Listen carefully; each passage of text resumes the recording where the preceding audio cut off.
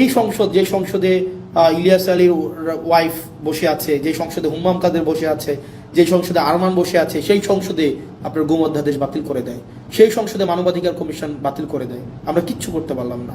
যেই সংসদে প্রত্যেকটা মানুষ সাফারার, সেই সংসদে আজকে এই সাফারারগুলাই অনেকটা অপ্রেশরের ভূমিকায় অবতীর্ণ হতে যাচ্ছে। আমি বিশ্বাস করতে চাই না এটা।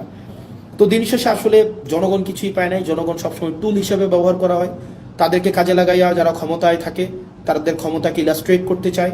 তো প্রিয় বাংলাদেশবাসী, আমরা আমরা আমরা সরি, আমরা পারছি না, তবে এর মানে এই না যে আমরা হাল ছেড়ে দেব।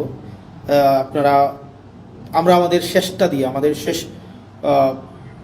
আমরা আমাদের জায়গা থেকে আমাদের চূড়ান্ত ত্যাগ যদি করতে হয়, সেই ত্যাগের বিনিময় হইল আমাদের এই স্ট্রাকচারাল রিফরমেশনগুলোতে আমরা কোনোভাবেই কম্প্রোমাইজ করব না।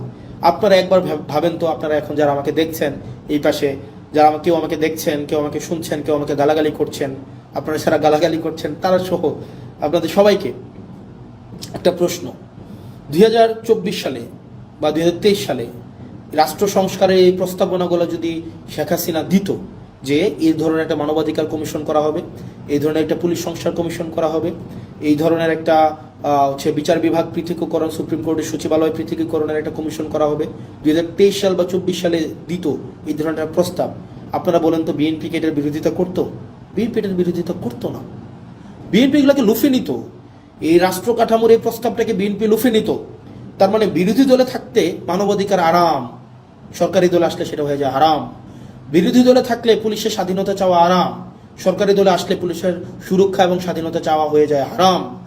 বিরোধী দলে থাকলে বিচার বিভাগের স্বাধীনতায় রাস্তা গরম করতে দেখা যায়, কিন্তু সরকার গঠন করার পরে আর এই হচ্ছে আপনার বিচার বিভাগের স্বাধীনতা তখন হয়ে যায় হারাম।